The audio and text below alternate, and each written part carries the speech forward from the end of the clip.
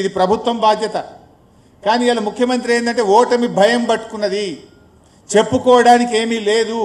అందుకే ఇలా రేవంత్ రెడ్డి బ్లాక్మెయిల్కు పాల్పడతా ఉన్నాడు, ప్రజలను బెదిరించే ప్రయత్నం చేస్తూ ఉన్నాడు.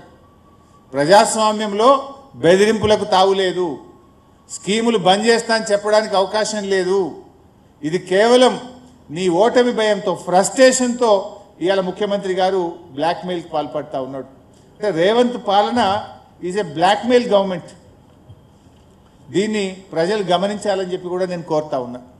ఈ బ్లాక్మెయిలర్కు జూబ్లీస్ ప్రజలు గుణపాఠం చెప్పాలని చెప్పి కూడా నేను ఈ సందర్భంగా కోరుతా ఉన్నా. ఇకపోతే అన్ని అబద్ధాలే, అభివృద్ధి ఆగిపోతుంది అంటున్నారు. నువ్వు కంటోన్మెంట్లో కూడా ఇదే డైలాగ్ కొట్టినావు.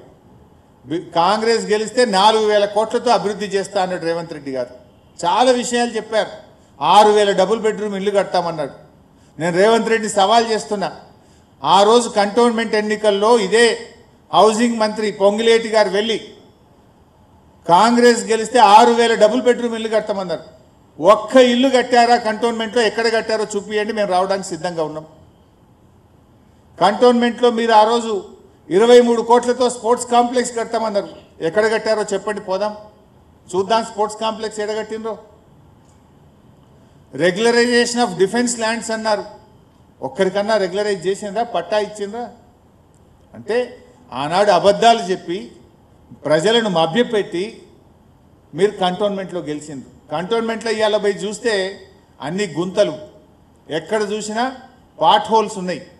రాత్రిపూట పోతే వెలగని వీధి దీపాలు ఉన్నాయి. ఇంకింత చెడిపోయింది మీరు గెలిచిన తర్వాత.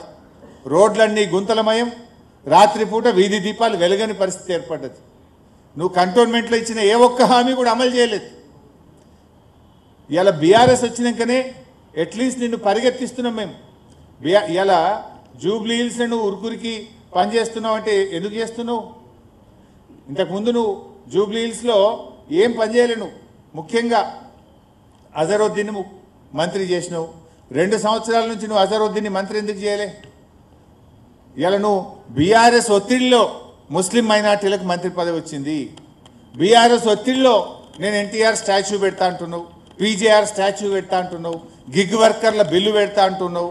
కొల్లూరులో పోయి డబుల్ బెడ్రూమ్ ఇల్లు రేషన్ షాప్ పెట్టి ఇనాగ్రేషన్ చేసి వచ్చినావు ఇమీడియట్గా పోయి. 7 రోజులు రేవంత్ రెడ్డి ఇలా గల్లీ గల్లీ మోకాళ్ళ మీద పాదయాత్రలు చేస్తున్నాడు, గల్లీ గల్లీ తిరుగుతున్నాడు. ఎప్పుడైనా జూబ్లీ హిల్స్ ముఖం చూసినావా నువ్వు?